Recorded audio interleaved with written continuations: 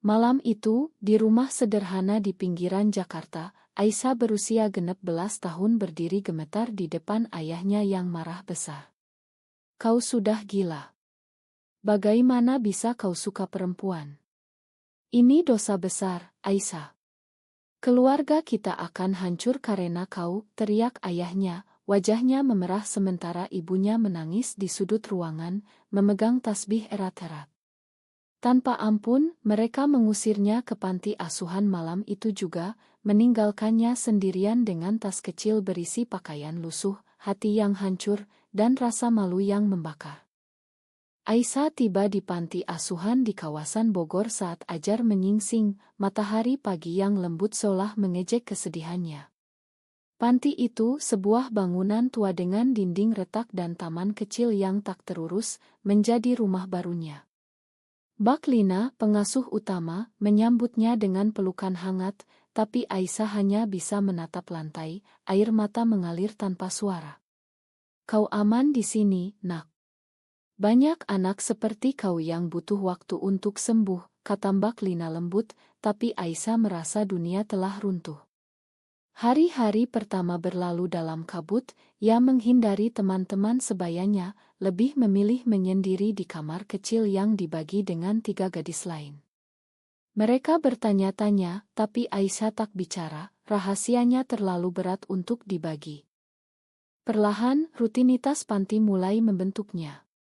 Setiap pagi, mereka bangun untuk sholat subuh, lalu sarapan bubur sederhana, diikuti kelas sekolah normal di ruang belajar yang sempit.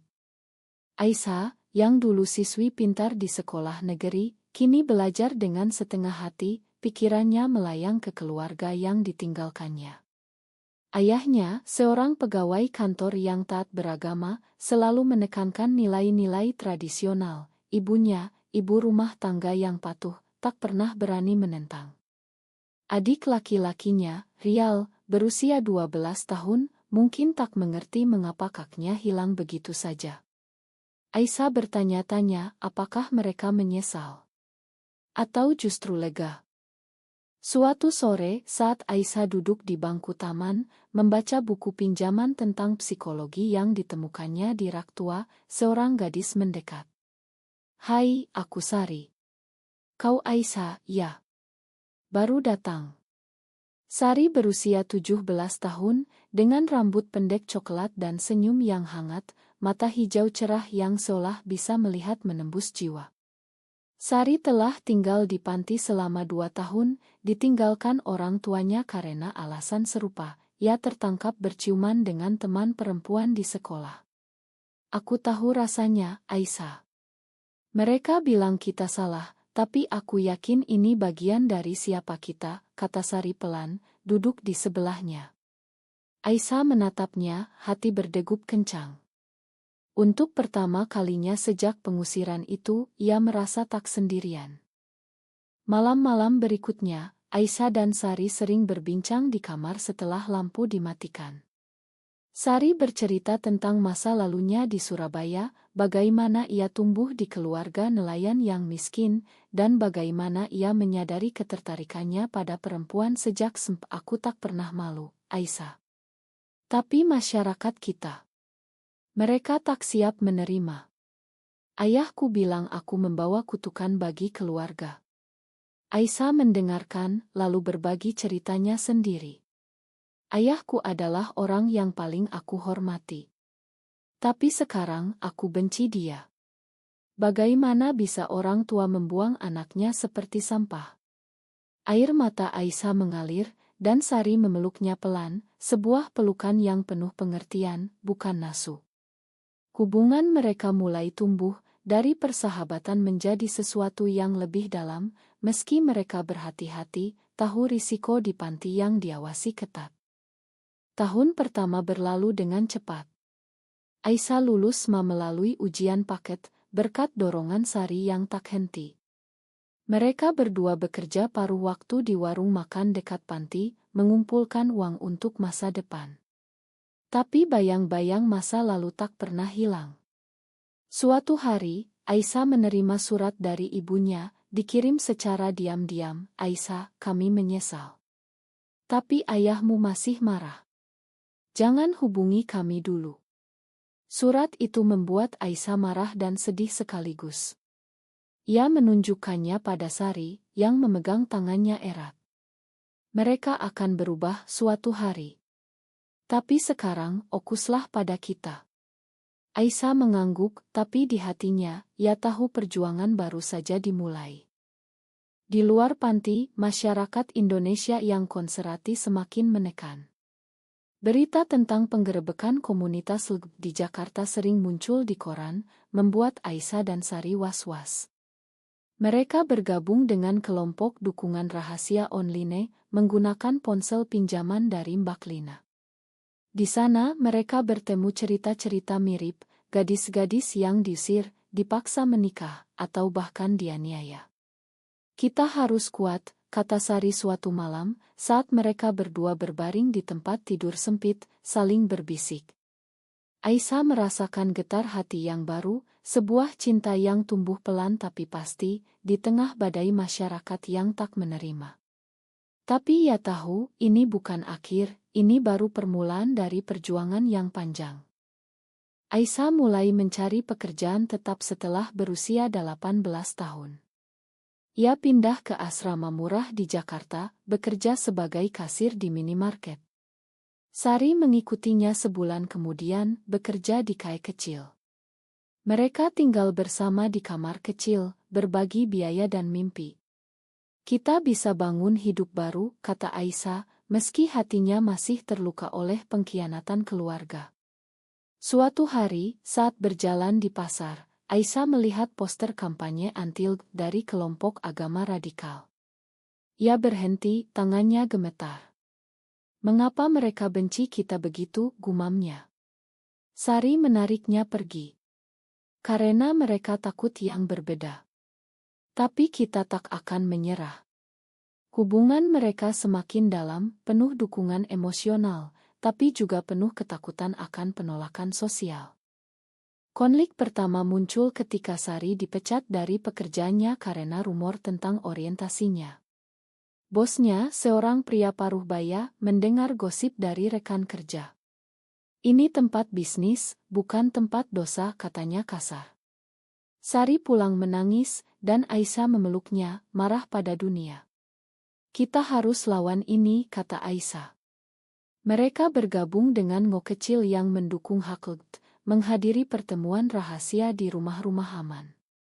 Di sana, mereka belajar tentang hukum, tentang bagaimana masyarakat Indonesia perlahan berubah, meski lambat. Tapi di rumah, ayah Aisyah menelepon tiba-tiba. Aisyah, adikmu sakit. Kami butuh bantuan. Suara ayahnya lemah, tapi Aisyah menutup telepon, hatinya penuh dendam. Mereka buang aku, sekarang minta tolong. Ia bercerita pada Sari, yang menasihati dengan bijak. Mungkin ini kesempatan untuk berdamai. Tapi Aisyah belum siap. Hari-hari berlalu dengan ketegangan. Aisyah naik jabatan menjadi supervisor, tapi tekanan kerja membuatnya lelah. Sari menemukan pekerjaan baru sebagai desainer Grace Relance, berkat keterampilan yang dipelajarinya sendiri. Mereka mulai membangun jaringan teman sesama komunitas, tapi rahasia tetap dijaga. Suatu malam, saat hujan deras mengguyur Jakarta, Aisyah dan Sari bertengkar pertama kali.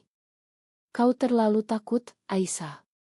Kita harus terbuka, kata Sari marah. Terbuka. Lihat apa yang terjadi pada keluargaku, balas Aisyah. Mereka berdamai pagi harinya, tapi benih keraguan tertanam.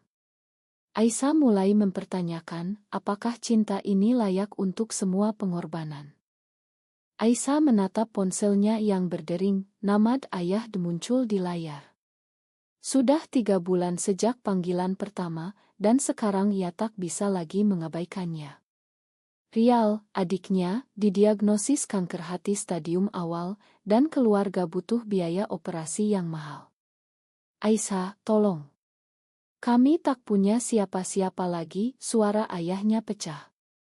Aisyah diam sejenak, lalu menjawab dingin, kenapa aku? Kau buang aku seperti sampah. Ayahnya terisak, itu kesalahan terbesar kami. Ibumu sakit karena penyesalan. Aisyah menutup telepon, tapi hatinya bergolak. Ia bercerita pada Sari, yang duduk di sebelahnya di apartemen kecil mereka. Mungkin kau harus pergi. Ini keluargamu, kata Sari lembut. Aisyah menggeleng, mereka menyakitiku. Mengapa aku harus membantu? Keesokan harinya, di kantor, Aisyah tak bisa fokus. Rekan kerjanya, seorang wanita bernama Maya, memperhatikan. Kau tampak gelisah. Mau cerita? Maya adalah satu-satunya yang tahu tentang orientasi Aisyah setelah pertemanan mereka tumbuh. Keluargaku minta bantuan, tapi mereka yang usir aku dulu karena. Kau tahu. Maya mengangguk bijak. Pengampunan bukan untuk mereka, tapi untuk dirimu sendiri. Kata-kata itu menggema di pikiran Aisyah sepanjang hari. Malam itu, ia dan Sari berbincang panjang. Aku takut jika aku kembali, mereka akan menyakitiku lagi, kata Aisyah. Sari memegang tangannya, aku akan ikut. Kita hadapi bersama. Keputusan itu lahir dari cinta mereka, tapi juga dari rasa takut akan penyesalan. Aisyah dan Sari naik bus ke rumah lama di pinggiran Jakarta. Hati Aisyah berdegup kencang saat melihat rumah itu, cat dinding yang mengelupas, taman yang dulu indah kini kusam. Ibu membuka pintu, wajahnya keriput lebih dalam, mata merah karena menangis. Aisyah. Anakku, bisiknya, memeluk Aisyah erat. Aisyah kaku, tapi tak menolak. Ayah duduk di ruang tamu, tampak lebih tua, badannya kurus. Terima kasih kau datang, katanya pelan. Sari berdiri di belakang, tersenyum sopan. Ini Sari, temanku, kata Aisyah, meski hatinya tahu ini lebih dari itu. Keluarga menyambut Sari dengan dingin, tapi tak bertanya banyak. Rial berbaring di kamar, wajahnya pucat. Kak, gumamnya lemah.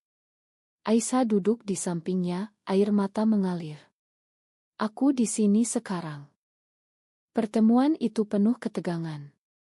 Saat makan malam, ayah membuka pembicaraan. Kami salah, Aisyah. Kami takut apa kata orang. Tapi sekarang, melihat Rial sakit, kami sadar keluarga lebih penting. Aisyah menatapnya tajam. Kau buang aku karena aku suka perempuan. Itu bukan salah, ayah. Itu siapa aku? Ibu menangis, kami tak paham dulu. Makan kami.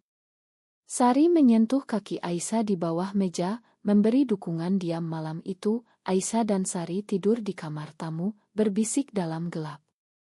Mereka berubah, tanya Aisyah. Mungkin karena kebutuhan. Tapi ini langkah awal, jawab Sari. Aisyah merasa campur aduk, marah, sedih, dan sedikit harapan. Keesokan paginya, Aisyah pergi ke rumah sakit dengan ayah untuk konsultasi dokter. Biaya operasi mencapai ratusan juta rupiah, jumlah yang tak terbayang bagi keluarga miskin mereka. Aisyah punya tabungan dari kerja kerasnya, tapi itu untuk masa depan dengan Sari. Aku akan bantu separuhnya, katanya akhirnya, setelah berpikir panjang. Ayah memeluknya, terima kasih, nak. Tapi di hati Aisyah, ini bukan pengampunan penuh, ini pilihan moral yang berat. Saat kembali, ia melihat ibu berbicara dengan Sari di dapur. Kau baik sekali pada Aisyah, kata ibu. Sari tersenyum, dia segalanya bagiku. Ibu terdiam, seolah memahami sesuatu. Konflik muncul saat tetangga mulai bergosip. Aisyah kembali. Tapi dulu dia. Kau tahu. Bisik-bisik itu sampai ke telinga ayah, yang marah. Jangan dengar mereka, katanya pada Aisyah. Tapi Aisyah tahu, ini ujian. Sari merasa tak nyaman, mereka masih tak terima kita sepenuhnya. Mereka memutuskan pulang ke Jakarta, tapi Aisyah janji akan kirim uang. Di bus pulang, Aisyah menangis di bahu Sari. Aku tak tahu apakah ini benar. Sari membalas, kau lakukan yang terbaik. Itu cukup. Hubungan mereka semakin kuat, tapi bayang-bayang keluarga menghantui. Beberapa bulan kemudian, operasi Rial berhasil berkat donasi Aisyah dan bantuan dari kerabat. Ayah menelepon, Rial sembuh. Terima kasih, Aisyah. Kami ingin bertemu lagi. Aisyah ragu, tapi setuju. Kali ini ia bawa Sari sebagai pasangan, bukan teman. Di rumah, ayah bertanya langsung, Sari itu pacarmu? Aisyah mengangguk tegas. Ya, ayah. Dan aku bahagia dengannya. Ayah diam lama, lalu menghela napas. Aku tak paham, tapi aku tak ingin kehilanganmu lagi. Ibu memeluk Sari, terima kasih telah jaga Aisyah. Momen itu penuh emosi, tapi Aisyah tahu perubahan tak instan. Di luar, masyarakat semakin keras. Demo anti-LGBT di Jakarta membuat Aisyah dan Sari takut keluar rumah. Mereka bergabung dengan aksi online, menulis petisi anonim. Tapi tekanan itu mempengaruhi hubungan mereka. Sari ingin lebih terbuka, kita harus lawan. Aisyah takut, ingat apa yang terjadi padaku. Pertengkaran semakin sering, puncaknya saat Sari bilang, kau terlalu takut, Aisyah. Mungkin kita butuh jeda. Aisyah terpukul, jangan tinggalkan aku. Mereka berdamai, tapi retak mulai muncul. Aisyah mulai bekerja di Hak Asasi Manusia, Fokus pada isu LGBT. Ia bertemu banyak cerita mirip, yang membuatnya lebih kuat. Sari mendukung, tapi pekerjaannya sendiri sibuk. Suatu hari, ayah datang ke Jakarta sendirian. Aku ingin bicara. Di KAE, ayah menceritakan penyesalannya. Aku ikut kelompok agama yang ekstrem dulu. Tapi sekarang, aku lihat kau bahagia. Aisyah menangis, itu terlambat, ayah. Tapi ia memeluknya, langkah pertama menuju rekonsiliasi. Hari-hari berlalu dengan campuran harapan dan ketakutan. Aisyah dan Sari merencanakan masa depan, mungkin pindah ke Bali yang lebih toleran. Tapi berita buruk datang, Rial kambuh. Keluarga butuh bantuan lagi. Aisyah dihadapkan pilihan, bantu atau tinggalkan masa lalu. Ia memilih bantu, tapi kali ini dengan syarat. Terima aku apa adanya, katanya pada ayah. Ayah setuju, meski ragu. Sari bangga, kau berani sekarang. Tapi di hati Aisyah, pertanyaan muncul, apakah pengampunan ini asli, atau hanya karena kebutuhan? Rial terbaring lemah di rumah sakit umum di Jakarta, mesin monitor berbunyi pelan di sampingnya. Aisyah duduk di kursi plastik, memegang tangan adiknya yang dingin. Kak, maafkan aku kalau aku bikin susah, bisik Rial, suaranya lemah. Aisyah menggeleng, air mata mengalir. Ini bukan salahmu. Kita akan lawan ini bersama. Di luar kamar, ayah dan ibu menunggu, wajah mereka penuh kekhawatiran. Sari berdiri di koridor, memberikan ruang tapi siap mendukung. Keputusan Aisyah untuk membantu lagi datang dengan harga, ia harus menguras tabungan mereka, yang seharusnya untuk beli rumah kecil. Ini untuk keluarga, katanya pada Sari, yang mengangguk meski hatinya berat. Dokter keluar, kita butuh kemoterapi segera. Biayanya besar. Ayah memandang Aisyah, mata penuh harap. Aku akan urus, kata Aisyah tegas, meski di dalam ia bertanya-tanya mengapa ia selalu yang berkorban. Kembali ke apartemen, Sari memeluknya. Kau terlalu baik, Aisyah. Tapi jangan lupa diri sendiri. Malam itu mereka berbincang tentang masa depan. Setelah ini kita harus prioritaskan kita, kata Sari. Aisyah setuju, tapi bayang-bayang keluarga semakin menekan. Konflik memuncak saat ayah mengajak Aisyah ke masjid keluarga. Mari kita doa bersama. Mungkin ini cobaan dari Tuhan. Aisyah ragu, tapi ikut. Di sana Ustadz yang dulu kenal keluarganya mendekat. Aisyah, aku dengar kau kembali. Tapi hati-hati dengan jalanmu. Kata-kata itu seperti pisau, mengingatkan Aisyah pada masa lalu. Ia marah pada ayah, kenapa kau bawa aku ke sini? Mereka masih menilai aku. Ayah meminta maaf, aku ingin kita bersatu. Tapi Aisyah pulang dengan hati terluka, bercerita pada Sari. Mereka tak pernah benar-benar berubah. Sari menenangkan, berikan waktu. Kau sudah berani. Dingo, Aisyah terlibat dalam kampanye Hakut. Ia berbicara di pertemuan kecil, berbagi ceritanya. Aku dibuang karena siapa aku. Tapi aku bangkit. Tepuk tangan bergema membuatnya merasa kuat. Sari hadir, bangga. Tapi di rumah, ayah menelepon lagi. Rial butuh donor darah. Kau cocok. Aisyah setuju, tapi ini berarti ia harus tinggal di rumah keluarga selama seminggu. Sari ikut, tapi ketegangan muncul. Ibu bertanya pada Sari, kau dan Aisyah. Betulkah?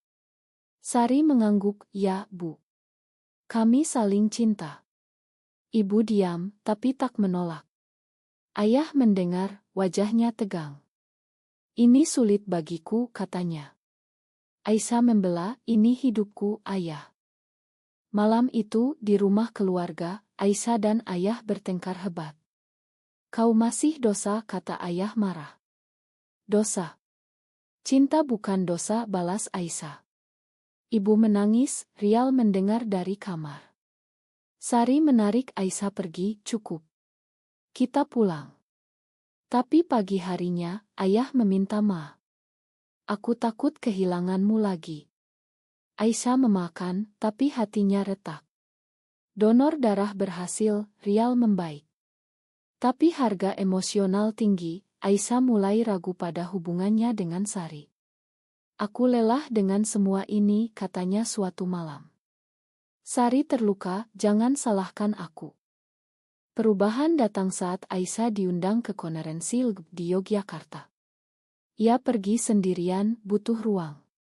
Di sana ia bertemu aktis yang menginspirasi. Pengampunan adalah kekuatan, kata salah satunya. Aisyah pulang dengan pikiran baru. Ia bicara pada Sari, maafkan aku. Kita harus tetap bersama. Mereka berdamai, cinta mereka lebih dalam. Tapi keluarga menelepon, Rial sembuh total. Terima kasih, Aisyah. Kami berutang padamu.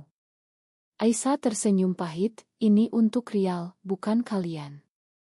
Tekanan sosial meningkat. Teman Sari dikerja gosip tentang mereka, membuat Sari dipecat lagi. Ini tak adil, kata Sari marah. Aisyah mendukung, kita lawan secara hukum. Mereka hubungi pengacara dari Ngo. Proses itu panjang, penuh stres. Di tengah itu, ayah datang lagi. Aku ingin belajar menerima. Ia ikut pertemuan dukungan, meski canggung. Aisyah terkejut, kenapa sekarang? Ayah jawab, karena aku lihat kau bahagia dengan Sari. Momen itu penuh haru, tapi Aisyah tetap waspada. Hubungan Aisyah dan Sari dijui saat Sari mendapat tawaran kerja di Bali. Ini kesempatan bagus. Tapi aku tak mau tinggalkan kau. Aisyah ragu, pergi saja. Aku urus keluarga di sini. Sari marah, kau prioritaskan mereka lagi. Pertengkaran itu memuncak, Sari pergi ke rumah teman. Aisyah sendirian, merenung. Ia sadar, ia telah mengorbankan terlalu banyak. Besoknya, ia minta maaf. Kita pindah bersama ke Bali. Sari setuju, tapi retak tetap ada. Kembali ke keluarga, Aisyah bicara terbuka. Aku akan pindah. Tapi aku tetap bantu jika butuh. Ayah mengangguk, kami bangga padamu. Ibu memeluk Sari, jaga Aisyah baik-baik. Rial, sekarang sehat, bilang kak, kau pahlawanku. Aisyah menangis, campur bahagia dan sedih. Tapi di hati, ia tahu ini bukan akhir bahagia, ini realitas penuh kompromi. Di Bali, Aisyah dan Sari mulai hidup baru. Pulau itu lebih toleran, meski tantangan tetap. Aisyah bekerja remote untuk Ngo, Sari di perusahaan desain. Mereka bangun rumah kecil, penuh cinta. Tapi masa lalu menghantui, ayah sakit jantung. Kami butuh kau lagi, kata ibu. Aisyah dihadapkan pilihan, kembali atau tinggal. Ia pilih kembali, tapi kali ini dengan Sari. Ini terakhir, katanya. Pesawat mendarat di Jakarta dengan hujan deras, mencerminkan hati Aisyah yang bergolak. Ayahnya dirawat di ICU, serangan jantung mendadak setelah stres karena utang medis Rial. Ibu menyambut mereka di bandara, wajahnya pucat. Terima kasih kalian datang. Sari memegang tangan Aisyah erat, siap menghadapi apapun. Di rumah sakit, ayah terbaring lemah, selang oksigen di hidungnya. Aisyah. Makan ayah, bisiknya. Aisyah duduk di samping, sembuh dulu, ayah. Kita bicara nanti. Rial berdiri di sudut, dewasa sekarang di usia 20 tahun. Kak, ayah menyesal setiap hari. Aisyah mengangguk, tapi dendam lama muncul kembali. Malam itu, di hotel dekat rumah sakit, Aisyah dan Sari berbincang. Aku tak mau terjebak lagi, kata Aisyah. Sari setuju, kita bantu secukupnya, lalu pulang. Tapi pagi harinya, dokter bilang biaya rawat inap mahal. Aisyah harus pinjam uang dari temanmu. Ini pengorbanan terakhir, gumamnya. Ibu memohon, kami tak punya apa-apa lagi. Aisyah marah dalam hati, mengapa selalu ia yang bayar harga. Sari melihat itu, jangan biarkan ini rusak kita. Konflik meledak saat kerabat datang berkunjung. Paman Aisyah, orang Konserati, bertanya tentang Sari. Siapa dia? Kenapa selalu ikut? Aisyah tegas, pasanganku. Paman marah, ini dosa. Jangan bawa ke sini. Ayah, meski lemah, membela, cukup. Aisyah anakku. Momen itu mengejutkan Aisyah, ayah berubah. Tapi paman pergi dengan ancaman, keluarga ini hancur karena kau. Aisyah terluka, tapi Sari menenangkan, kau punya kami sekarang. Ayah pulih perlahan, dan di kamar sakit, ia bicara dari hati ke hati dengan Aisyah. Dulu aku takut apa kata masyarakat. Tapi sekarang, aku lihat kau kuat. Makan ayah. Aisyah menangis, aku makan, tapi luka itu dalam. Ayah mengangguk, aku akan dukung kau. Sari mendengar dari luar, tersenyum. Tapi realitas datang, utang keluarga menumpuk. Aisyah bantu bayar, tapi ini berarti tunda rencana mereka di Bali.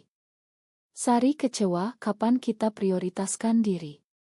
Aisyah janji, segera. Kembali ke Bali, hubungan mereka tegang. Sari semakin jauh, sibuk kerja. Aisyah merasa sendirian, menelepon Rial. Ayah bagaimana? Rial jawab, lebih baik. Dia sering tanya tentangmu dan Sari. Aisyah tersenyum, tapi hatinya berat. Suatu malam, Sari bilang, aku butuh ruang. Keluargamu terlalu membebani. Aisyah terpukul, jangan tinggalkan aku. Mereka bertengkar, Sari pergi ke rumah teman. Aisyah sendirian, merenung pilihan hidupnya. Apakah membantu keluarga berarti mengorbankan cinta? Besoknya, Sari kembali, Ma. Aku takut kehilanganmu. Mereka berdamai, tapi Aisyah tahu perlu perubahan. Ia hubungi ayah, aku tak bisa bantu selamanya. Kalian harus mandiri. Ayah setuju, kau sudah cukup berkorban. Rial mulai kerja, ibu jual kue rumahan. Keluarga mulai bangkit. Aisyah merasa bebas, fokus pada karier. Ia naik jabatan di Ngo menjadi pembicara nasional. Sari bangga hubungan mereka pulih. Tapi ujian terakhir datang saat demo besar anti-LGB di Jakarta. Ayah ikut, tapi sebagai pendukung hak. Ia berdiri di sisi Aisyah dalam aksi damai. "Aku di sini untukmu," katanya. Media liput membuat keluarga jadi sorotan. Tetangga marah, tapi ayah tak peduli. "Ini untuk masa depan anakku." Aisyah terharu, "Terima kasih, ayah." Sari memeluknya, "Ini kemenangan." Tapi di balik itu, Aisyah tahu perjuangan belum selesai. Di Bali, Aisyah dan Sari merayakan ulang tahun hubungan mereka. "Kita lalui semua," kata Sari. Aisyah mengangguk, "Berkat kau." Tapi telepon dari Rial, ayah jatuh lagi. Aisyah pergi sendirian kali ini, ingin uji diri. Di rumah sakit, ayah bilang, "Aku bangga padamu. Jangan korban lagi." Aisyah menangis, "Aku lakukan karena cinta." Ayah pulih, dan keluarga benar-benar berubah. Mereka undang Sari untuk makan malam, menerima sepenuhnya. Kembali ke Bali, Aisyah merasa damai. Tapi Sari punya rahasia, ia ditawari kerja di luar negeri. Australia. "Ini mimpi." Aisyah terkejut, "Pergi?"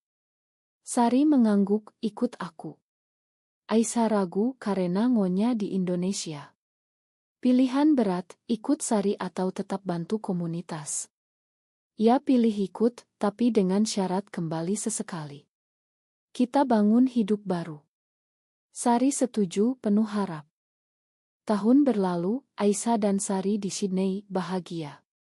Keluarga kunjungi, ayah sekarang aktis kecil. Tapi Aisyah renung, apakah semua pengorbanan layak? Ia tahu ya, karena membawa perubahan. Tapi harga emosional tinggi, meninggalkan bekas. Di Sydney, Aisyah berdiri di balkon apartemen, memandang Opera House yang megah di bawah sinar matahari pagi.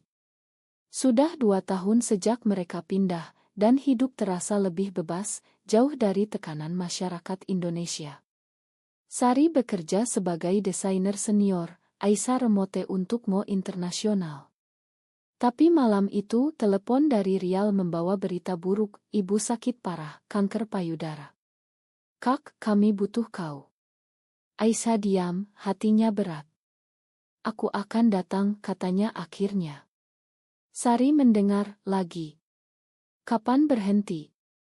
Aisyah memeluknya, "Ini terakhir." "Janji." Tapi di dalam, ia tahu pola ini tak pernah berakhir. Pesawat ke Jakarta penuh kenangan. Aisyah tiba sendirian, Sari tinggal karena kerja. Di rumah sakit, ibu terbaring lemah, ayah di sampingnya. "Aisyah, anakku," bisik ibu. Aisyah memegang tangannya, "Aku di sini, Bu." Rial memeluknya, "Terima kasih, Kak." Biaya pengobatan lagi-lagi mahal, Aisyah transfer uang dari tabungan mereka. "Ini untuk ibu," katanya pada ayah. Ayah mengangguk, mata penuh penyesalan. "Kau terlalu banyak berkorban. Maafkan kami." Aisyah tersenyum tipis, "Ini pilihanku." Malam di rumah keluarga, Aisyah bicara dengan ayah. "Dulu kau buang aku. Sekarang kau terima. Apa yang berubah?" Ayah menghela napas, "Sakit." Rial buka mata kami. "Dan kau tunjukkan cinta sejati." Aisyah terharu, tapi bertanya, "Apakah kau benar-benar terima Sari?" Ayah mengangguk, "Ya." Dia bagian dari keluarga sekarang. Momen itu penuh kedamaian, tapi Aisyah tahu perubahan datang dari kebutuhan, bukan pemahaman murni. Ibu menjalani operasi berhasil berkat donasi Aisyah. Saat pulih, ibu bilang, "Aku ingin bertemu Sari. Makan aku dulu." Aisyah menelepon Sari, yang setuju datang. Saat Sari tiba, keluarga menyambut hangat. Makan malam penuh tawa pertama kalinya. "Terima kasih telah jaga Aisyah," kata ibu pada Sari. Sari tersenyum, "Itu kehormatan." Tapi di balik itu, Aisyah lihat ayah masih canggung, masyarakat sekitar masih gosip. Kembali ke Sydney, Aisyah dan Sari renung. Keluargamu berubah, tapi harga kita bayar tinggi, kata Sari. Aisyah setuju, aku lelah. Mungkin kita batasi kontak. Tapi berita datang, ayah terpilih sebagai ketua komunitas toleransi di kampung. Aku lakukan untukmu, katanya ia ideal. Aisyah bangga, terima kasih, ayah. Perubahan itu nyata sekarang, bukan karena kebutuhan. Tahun ketiga di Sydney, Aisyah hamil melalui donor, mimpi mereka punya anak. Sari bahagia, ini keluarga kita. Keluarga Indonesia kunjungi, ayah pegang bayi dengan lembut. Cucu ayah, katanya haru. Tapi di hati Aisyah, kenangan pengusiran tetap. Ia tulis buku tentang ceritanya, menjadi bestseller di Indonesia, memicu diskusi tentang hak. Banyak yang dukung, banyak yang benci. Aisyah diwawancara, pengampunan adalah pilihan, tapi luka tak hilang. Konflik terakhir muncul saat Rial jatuh cinta pada pria. Kak, aku takut, katanya. Aisyah nasihati, jadilah dirimu. Kami dukung. Ayah, sekarang berubah, setuju. Jangan seperti aku dulu. Keluarga bersatu, tapi Aisyah tahu perjuangan generasi baru dimulai.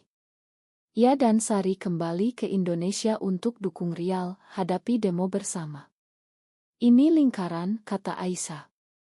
Sari mengangguk, tapi kita putus sekarang. Hidup berlanjut dengan keseimbangan baru. Aisyah membantu keluarga dari jauh, fokus pada anak mereka.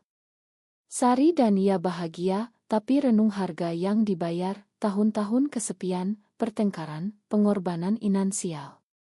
Apakah itu layak? Ya, karena membawa perubahan. Tapi pertanyaan tetap, apakah membantu keluarga yang menyakiti kita selalu benar, atau kadang kita harus tinggalkan untuk sembuh sendiri? Apakah pengampunan terhadap keluarga yang pernah menyakiti karena alasan diskriminasi selalu merupakan pilihan yang benar?